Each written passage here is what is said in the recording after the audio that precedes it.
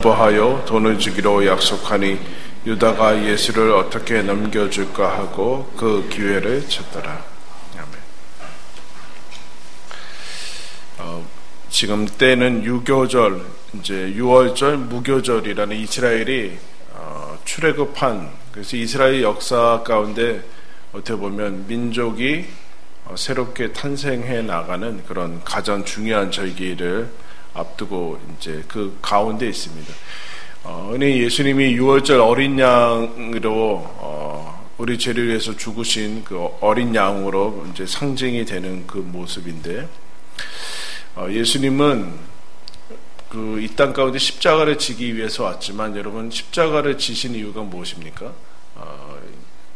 우리 인간의 죄악 때문이고, 또 예수님이 이 땅에 오셔서 예수님의 그 길을 걸어가시고 예수님의 모습을 지켜나가시자 사람들은 그것을 참을 수 없어서 죽였다, 그 얘기를 하고 있습니다. 그럼 예수님이 자살하신 거 아니죠? 인간이 그것들을 못 참아냅니다. 오늘 1절, 2절 보면은 대제사장들과 서기관들 늘 계속해서 얘기하지만, 예수를 죽인 사람들은 그 당시 가장 최고의 종교의 위에 있었던 종교 지도자들이 예수를 죽이게 됩니다. 그들의 방향이 예수님과 하나님께서 정하신 방향과 맞지 않고, 또 그들이 가지고 있는 기득권을 유지하려고 하면은 예수님이 필요 없게 된 것이죠. 그러자 예수님을 죽이려 하고 있는데, 6월절은 워낙 이스라엘의 가장 큰 명절이기 때문에 예수님을 따르는 그나마 많은 사람들이 있어서 그날은 피해서 다른 날로 죽이고자 하는데, 오늘 마지막 절에는 뭐합니까? 그 중에 제자가 자원해서 나와서 내가 너희들한테 예수를 팔겠다라고 합니다. 그러자 어떤 반응이 나오는가? 대제사장들, 그 사람들이 기뻐하고 이게 웬 횡재냐, 이렇게 얘기를 한 것이죠. 그런 상황에서 예수님은 지금 십자가 지기 얼마 전에 한 나병 환자 집에서, 시몬이라는 한 나병 환자 집에서, 나병이 나았겠죠. 나병이 지금 진행형은 아니고 나병이었던 사람의 시몬의 집에서 식사하는 중에 여러분 있습니다. 여러분, 나병 환자라는 것은 이스라엘에게 있어서 하나님의 저주를 받은 사람이기 때문에 낫건 낫지 않았건 간에 거기에 갈 이유는 없습니다. 이스라엘 사람들이 철저히 격리되고 그 다음에도 꺼름직해서 거기에 여러분 가겠습니까? 근데 예수님이 이 여인이 향유 한 옥합을 깨트려서 예수님께 머리에 기름을 붓게 되는데, 메시아라는, 그리스도라는 것은 메시아라는 동일어, 메시아가 헬라어고 메시아가 히브리어고 그리스도가 이제 헬라어인데, 둘 다 기름 부음을 받은 자라는 뜻입니다. 이제 기름 부음을 받아서 특별한 임무를 맡은 왕이나 제사장, 선지자 같은 사람들이 이제 기름 부음을 받게 되는데, 이 여인이 예수님이 메시아고 그리스도라는 것을 확실히 알아서 기름 부음을 이제 했는지 여부는 모르지만, 어쨌든 이 여인의 모습으로 인해서 예수님은 기름 부음을 받고 이제 십자가로 나아가는 그 모습을 보게 됩니다. 한 여인이 어떻게 보면 부정한 그런 집에서, 나병 환자 집에서, 사람들이 이스라엘이 꺼림직하는 집, 가장 이제 약하고 이름 없고 사람들이 별로 중요시 여기지 않고 찾아가지 않는 그 집에서 식사를 하시고, 그때 한 여인이, 이름이 등장하지 않고 있습니다. 요한복음 12장을 보면 이게 같은 사건인지 다른 사건인지 모르게 어쨌든 정확하게 얘기들이 나오지만, 어떤 데는 그래서 우리가 찬양했듯이 어떤 데는 발을 부었다, 어떤 데는 머리부터 부었다, 이렇게 얘기를 하고 있습니다. 굳이 하나로 합치어서 할 필요는 없고, 어쨌든 이 마가복음에는 이 여인의 이름이 등장하지 않고 있습니다. 한 무명의 여인이, 여러분 여인입니다. 이스라엘의 여인의 인권은 여러분 말할 수 없이 별로 중요시 여겨지지 않고 있습니다. 다른 데는 더 말할 것도 없고요. 문둥 나병의 집에서 한 여인이 이제 뭘 하고 있는가? 그 앞에서 대제사장이나 서기관들이나 아니면 제자들이 할 것 같은데 그렇지 않고 한 여인이 나서서 300데나리온, 우리 여러분 아시다시피 데나리온은 하루의 품삯입니다. 하루의 품삯. 그러니까 300데나리온은 1년치 임금에 해당하는 것이죠. 1년치 임금에 해당하는 순전한 향유, 나드는 향유의 이제 하나의 종류인데 그거를 사서 예수님의 머리에 붓게 됩니다. 엄청난 여러분 일을 하게 되죠. 그 일을 하자 예수님의 머리에 붓고 이제 예수님은 그 일을 하자 이제 어떤 사람들이라고 얘기하는데 이제 제자들이죠. 제자들이 뭘 하는가 이제 화를 냈다라고 얘기를 하고 있습니다. 4절에 왜 이 향유를 낭비하고 허비하느냐, 이거 가난한 사람들한테 나눠주면은 여러분 1년치니까 뭐 엄청난 액수 아니겠습니까? 그 액수를 왜 여기다 허비를 하는가라고 얘기를 합니다. 어떠세요? 우리도 이런 오류에 많이 여러분 예수님께 드리는 것도 아까워해서 정말 이 사람들이 가난한 사람들을 위한 것입니까? 그렇지 않죠. 누군가를 돕고 가난한 사람들을 돕기 위해서는 그 전에 어떤 것이, 그 세상은 가난한 사람들을 돕고 정의를 얘기하지만 하나의 명분일 뿐이고 그들이 자극하는 것이 무엇입니까? 분노 아닙니까? 뭐 부에 대한 분노를 자극해서는 여러분 결국에는 정의를 이룰 수는 없습니다. 어떤 일들이 이루어질지는 모르지만 그 안에 그 다음에는 정의나 평화나 그런 악순환이 일어날 뿐이죠. 이데올로기 명분으로는 그 사람들이 가지고 있는 동일한, 지금 현실적으로 가지고 있지 않아서 뭐 그런 거지, 그 안에 담겨진 이기주의와 탐욕이 깨지지 않은 한 가난한 사람들을 돕는다는 것 자체가 여러분 위선이고 동정일 뿐이죠. 예수님께 드리는 것도 아까워하면서 가난한 사람들을 돕겠다는 것은 결국엔 거짓말이, 다른 복음서에 보면은 가룟 유다라는 사람이 이제 이 역할을 하게 되는데, 가룟 유다는 역시 가난한 사람들을 위해서도 이 여인을 위해서도 하는 얘기가 아닌 것이죠. 아까운 것입니다. 이것에 예수님이 뭐라고 하시는가? 예수님이 뭐라고 하시는가? 그 여인은 좋은 일을 했다라고 얘기를 합니다. 가만둬라, 좋은 일을 했다. 여러분 어떻게 보면 예수님이 여태까지 왔던 행보와 너무 차이가 나지 않습니까?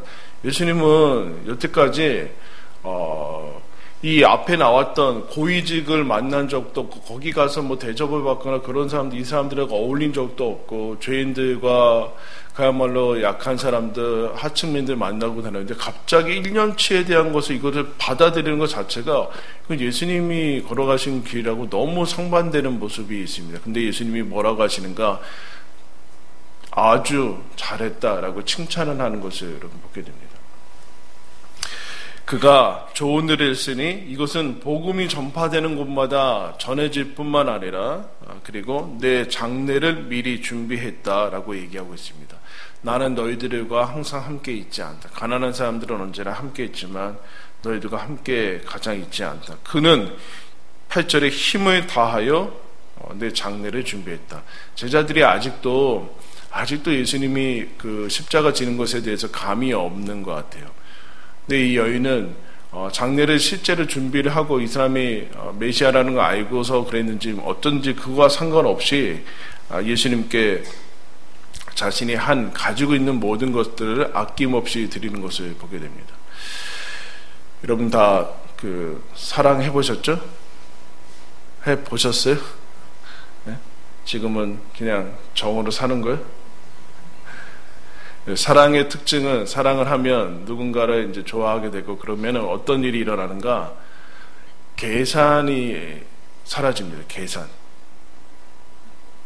갑자기 막 물 쓰듯이 그 사람한테 투자가 되고 거기에 아깝다라는 생각을 하지 않게 됩니다. 그래서 자기가 가지고 있는 것뿐만 아니라 엄마 아빠한테도 달래서 다 거기다 갖다 주고 가지고 있는 더 좋은 거 안 사가지고 자기 분명히 이 규모는 이런데 이만한 거 사서 막 갖다 주고 막 이성적이지 않게 되죠. 계산하지 않게 됩니다. 그런데 여러분 사랑이라는 것이 없어지면 계산이 들어오게 됩니다. 플러스 마이너스를 계산하게 되고 이것이 얼마나 나한테 더 나아가선 이것이 그 사람한테 주어서 그 사람이 이득이 아니라 이것이 얼마나 나한테 이득이 올 것인가를 생각하게 됩니다. 갑자기 똑똑해지는 것이죠. 대제사장들과 서기관들이 대제사장과 서기관이 되는 것 자체가 원래는 아론의 자손에서 태어나야 되고 그래야지 되는데 이 당시에는 로마한테 잘 보여야 되고 당시 정권을 잡은 사람들한테 잘 보여야지만 대제사장의 역할에 갈 수 있습니다. 그러니까 결국에는 돈 주고 사야 되는 것이죠. 돈 주고 샀으니까 여러분 어떤 일이 일어날까요? 그것을 통해서 당연히 본전을 뽑고 더 뽑아야 되는 일들이 일어나게 되죠. 그렇지 않으면 얼마든지 감사했어야 되는데, 그래서 무슨 생각을 하게 되는가? 자기의 탐욕을 취하기 위해서 예수를 제거하는데 언제 죽일까를 계산하게 되죠. 계획하게 됩니다. 6월절에 죽일까? 어떻게 죽일까? 그 앞에 뭘 걸까? 자기들끼리 안 되니까 로마법을 빌어서 로마법에 의해서 죽게 되죠. 십자가. 그 이후에 10절에 보면은 이제 12제자 중에 한 명인 가룟 유다가 예수를 넘겨줬다. 10절, 11절에 두 번이나 반복이 되는 단어는 넘겨주다. 예수를 넘겨주는데 은 30을 받고 넘겨줬다. 그렇게 얘기를 하고 있죠. 예수를 팔아버리는 겁니다. 위에 사람들은 예수를 제거하고 죽이려고 하고 제자는 왜 예수를 팔을까요? 이제 자기가 예상하던 대로 예수님이 가지 않으니까 자기가 원하는 그것들이 이루어지지 않는 것이죠. 가룟 유다가 품었던 야망들이 예수를 통해서 이루려고 했는데 나랑 그래도 생각이 맞는 줄 알았는데 예수님이 그 길로 안 가니까 예수를 팔아서 자기 이득을 챙기는 그 일을 하게 됩니다. 여러분 요새도 예수님 팔아서 예수를 팔아서 자기 유익을 구하는 수많은 사람들 많습니다. 다 크리스찬입니다. 앞에 대제사장 이런 사람들, 예수를 죽이려고 하는 사람들 불신자라고 얘기할 수 있다라고 얘기하지만 가룟 유다는 그렇지는 않지 않습니까? 그에 비해서 예수님이 극명하게 대조를 합니다. 한 여인이, 이름 없는 한 여인이 나병에 걸렸던 그 사람의 집에서 예수님에 대해서 아낌없이 자기의 전부를 드리는 것이 반드시 기억이 될 것이다 라고 믿음과 진정한 헌신에 대해서 얘기를 하고 있습니다. 그래서 여러분, 우리가 아까 제가 얘기했지만 예수님을 사랑하고 있는가, 누군가를 사랑하고 있는가 하는 것은 내가 지금 아낌없이 누군가에게 드리고 이러면 그때 아낌없이 드리고 분명히 손해가 나는 거예요. 지금 1년치니까 여러분 이거 얼마예요? 계산해 보세요. 1년치니까 1년치를 다 드렸다라는 것이죠. 다 드렸다는 것이고 미리 예수님 오실 거 알고 이거 사뒀다는 거 아니에요. 이거를 가지고 있을 만한 여인은 아닌 것 같은데 이럴 때 여러분 이 여인이 어떻을까요? 아낌없이 드리고 이 정도의 것들 자기가 최선의 힘을 다해서 사서 예수님께 깨뜨리고 이거 다 보았을 때 어땠을까요? 이 여인이 가장 행복했을 겁니다. 누군가를 향해서 아낌없이 주고 계산이 들어가지 않는 사랑을 할 때 여러분 그때가 가장 행복할 때입니다. 그렇지 않고 어느 날 내가 이것을 하면은 얼마가 남고 얼마가 돌아오고 더 이렇게 드리면 나한테 얼마의 보상이 떨어지겠지라는 이런 계산들이 들어올 때 그것은 무엇을 반증하는 것인가? 사랑이 떨어졌다는 얘기입니다. 사랑이 아니라는 얘기죠. 돈은 분명히 형이 옥합 안 깨트리면은 1년치는 이 엄청난 돈은 분명히 수중에 있겠지만 그 행복은 없어진 겁니다. 그 얘기를 여러분 예수님 하고 있습니다. 예수님이 하나님이시고 하나님의 아들인데 이 땅에 오셔서 다 십자가에서 쏟아부으시죠. 아까우셨을까요? 그렇지 않았을 겁니다. 근데 누구한테 하는 겁니까? 죄인들한테 하는 거죠. 예수님이 창조하신 그 피조물들이 다 배신해냈고 그런데 예수님이 그와 같은 역할을 하는 것을 보게 됩니다. 여러분 예수님을 사랑하고 계십니까? 예수님께 드린 게 아까우십니까? 어떠세요? 예수님께 드리는 게 아까운데 여러분 가난한 자들이 위하는 명분의 이데올로기에 사로잡혀 있는 것은 아닙니까? 아니면 요만큼 드리면 하나님이 뻥튀기해 져가지고 나한테 이만큼 드리겠지라는 계산이 들어가고 있는 것은 아닙니까? 그러면 그건 사랑도 아니고 믿음도 아니기 때문에 여러분 안에 기쁨은 없을 겁니다. 예수님께 드리는 것이 아깝지 않고 정말로 더 드리고 싶어하는 그러라는 것 당위가 아니라 그것을 아는 사람은 행복하다라는 얘기예요. 아는 사람이 예수님을 제대로 아는 것이라는 것이죠. 그 얘기를 지금 하고 있습니다. 여러분, 그와 같은 것으로 초대받았습니다. 예수님이 그 전에 얘기하지 않았습니까? 마음과 목숨과 뜻을 다하여 나를 사랑해라. 그게 신앙이다. 신앙이다. 여러분, 언제 신앙에 불 붙으셨어요? 언제 신앙에 불 붙으셨어요? 예수님께 드리는 거 계산하고, 그러고 혹시 계세요? 아니면 내 안에 뭐 시간이건 뭐건 간에 이런 자녀들한테 주는 거 아깝지 않으시잖아요. 그죠? 자녀들한테 막 주는 거 아까우세요? 그 사랑하니까 그러겠죠. 사랑하니까. 근데 남한테는 그렇지 않죠. 하나님에게는 어떠시냐는. 그게 아직 뭘 모르고 있는 거예요. 여러분. 뭘 모르고 있는 거예요. 하나님께 드리는 거, 헌금 얘기를 하는 게 아닙니다. 하나님께 드리는 거, 예수님께 자신의 삶을 전폭적으로 헌신하지 못하고, 그렇지, 거기에 아까워하고, 뭐, 요만큼 정도 이미 계산이 들어간다는 것 자체가 아직도 뭘 모르는 거예요. 복음을 뭘 모르고, 사랑도 모르고, 인생도 모르고, 뭐가 가치 있는지도 모르는 거죠. 모르면, 여러분, 행복하지 않아요. 아는 사람만이 분명히 마이너스인데 행복한 거예요. 이 여인이 그것을 여러분 알았습니다. 여러분, 우리는 기독교는 흔히 그렇게 얘기합니다. 기독교는 낭비의 역사다. 낭비의 역사다. 복음이 전파될 때마다 여러분 수 없는 사람들이 순교의 피로 그 엘리트들이 조선에 와서 다 죽어나가고 낭비의 역사죠. 그거 다른 데 쓰면 얼마나 좋겠습니까? 낭비의 여러분, 제가 갈 데가 없어서 신학교 온 줄 아세요? 낭비의 역사라고 얘기를 하고 있습니다. 근데 예수님 뭐라고 얘기합니까? 매우 값진 향유는 제자들이 볼 때는 허비하는 거에 낭비인데 예수님은 잘했다. 예수님께 드린 것이 여러분 가장 잘한 일이죠. 여러분의 인생의 모든 거 예수님께 드리면서 그 기쁨을 누리는 저와 여러분들이 되길 바랍니다. 계산과 그런 것이 들어올 때 내 안에 사랑이 떨어졌구나. 아직 아무것도 또 다시 모르는 상태로 갔구나. 그래서 다시 주님께서 우리들에게 베풀어 주신 그 사랑에 다시 나아가야 되는 것이죠. 서로를 향할 때도 마찬가지입니다. 우리가 서로 향하고 그럴 때 내 안에 서로 계산하지 않고 아낌없이 줄 수 있는 사람들, 그 대상이 많은 사람이 여러분 행복한 사람이죠. 우리가 만날 때 그와 같은 일들이 일어나길 바랍니다. 우리 아까 찬양 우리 함께 우리 다시 한번 찬양해.